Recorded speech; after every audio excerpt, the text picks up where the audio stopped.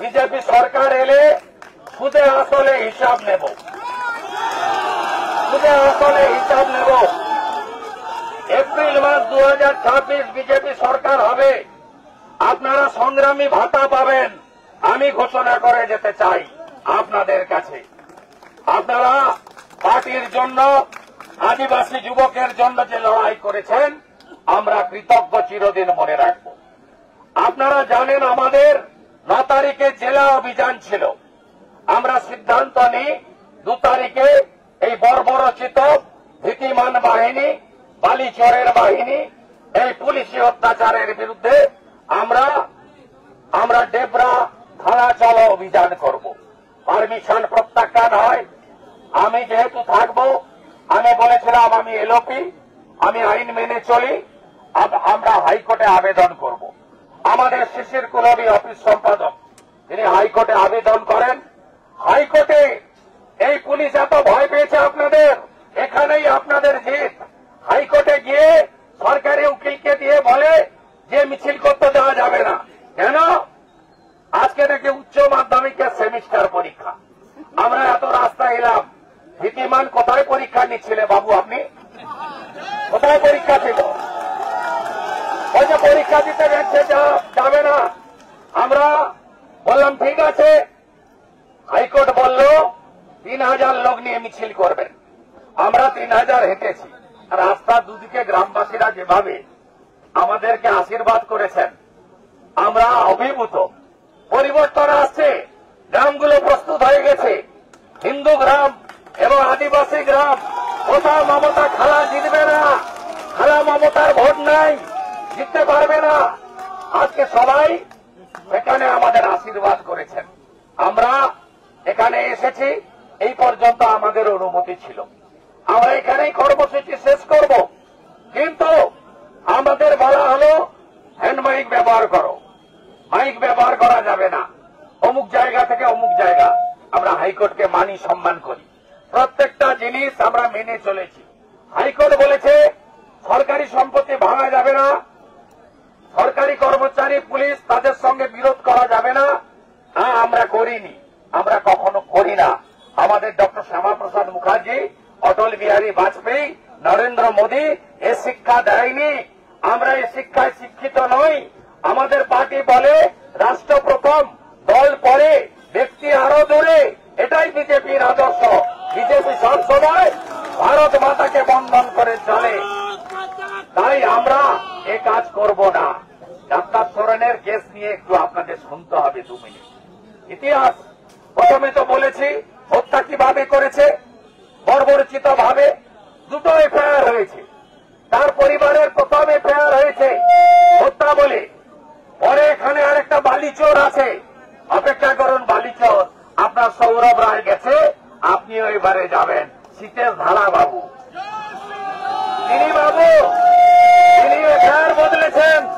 2টো FIR, 2টোর copy আমাদের কাছে। ছাড়িব না, আমরা ছাড়ব না। আমাদের আদিবাসী ভাইরা আছেন, তার পরিবারও সন্তুষ্ট ছিল না, তাই এখনো দেহটাকে পুঁতে রেখেছে মাটিতে। তারা চেয়েছিল বিচার। পরবর্তীকালে শীতেশ ধারারা এবং পুলিশ কি করেছে আমরা জানি। আপনাদের কাছে অবৈধ বালির টাকা অনেক আছে, সেটা আমরাও জানি। আপনি টাকা যেখানে গর্ত খুলে পুঁতে রাখুন না কেন, মোদীজি হ্যাঁ না খাউঙ্গা না খানে দুঙ্গা, আখড়ে বের করানো হবে। বালি চোরেদের বিরুদ্ধে, গরু পাচারকারীদের বিরুদ্ধে আমাদের লড়াই চলছে, চলবে। মা আসছেন, দুর্গাপুজো।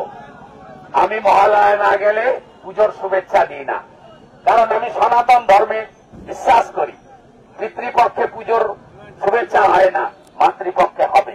কিন্তু ঘোষণা করে গেলাম দুর্গাপূজার বিসর্জনের পরে এই জনঢেউ আছড়ে পড়বে নীতিমান সরকারের অফিসে মেদিনীপুরে। আমরা আরো বড় করে লড়ব এবং এই ইস্যু ছাড়ব না। আপনারা 2টো এফআইআর করতে পারেন, গরিব মানুষকে অর্থ দিয়ে কিনতে পারেন, কিন্তু ভারতীয় জনতা পার্টির আন্দোলন থামাতে পারবেন না।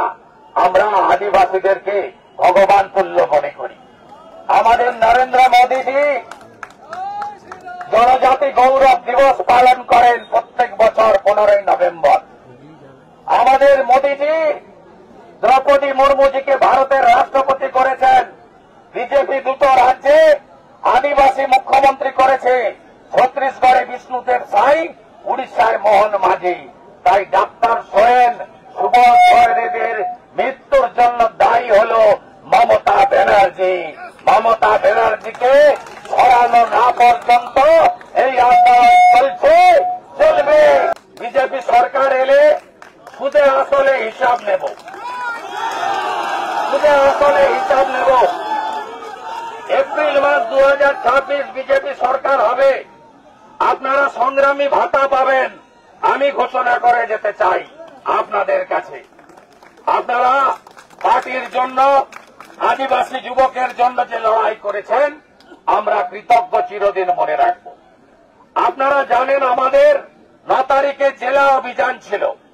আমরা সিদ্ধান্ত নিই 2 তারিখে এই বর্বরচিত ভীতিমান বাহিনী, বালিচরের বাহিনী, এই পুলিশি অত্যাচারের বিরুদ্ধে আমরা ডেবরা থানা চলো অভিযান করব। পারমিশন প্রত্যাখ্যান হয়। আমি যেহেতু থাকব, আমি বলেছিলাম আমি এলওপি, আমি আইন মেনে চলি। আমরা হাইকোর্টে আবেদন করব। আমাদের শিশির কুলবী অফিস সম্পাদক তিনি হাইকোর্টে আবেদন করেন। হাইকোর্টে এই পুলিশ এত ভয় পেয়েছে আপনাদের, এখানেই আপনাদের জিত। হাইকোর্টে গিয়ে সরকারি উকিলকে দিয়ে বলে যে মিছিল করতে দেওয়া যাবে না। কেন? আজকে নাকি উচ্চ মাধ্যমিকের সেমিস্টার পরীক্ষা। আমরা এত রাস্তা এলাম, ভীতিমান কোথায় পরীক্ষা নিচ্ছিলে বাবু? আপনি কোথায় পরীক্ষা ছিল? ওই যে পরীক্ষা দিতে গেছে যাবে না।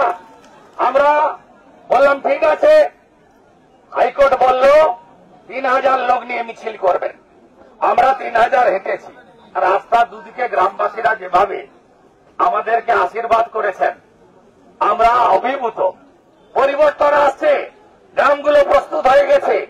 হিন্দু গ্রাম এবং আদিবাসী গ্রাম, কোথাও মমতা খালা জিতবে না। খালা মমতার ভোট নাই, জিততে পারবে না। আজকে সবাই এখানে আমাদের আশীর্বাদ করেছেন। আমরা এখানে এসেছি, এই পর্যন্ত আমাদের অনুমতি ছিল। আমরা এখানেই কর্মসূচি শেষ করব, কিন্তু আমাদের বলা হলো হ্যান্ড মাইক ব্যবহার করো। মাইক ব্যবহার করা যাবে না। অমুক জায়গা থেকে অমুক জায়গা। আমরা হাইকোর্টকে মানি, সম্মান করি। প্রত্যেকটা জিনিস আমরা মেনে চলেছি।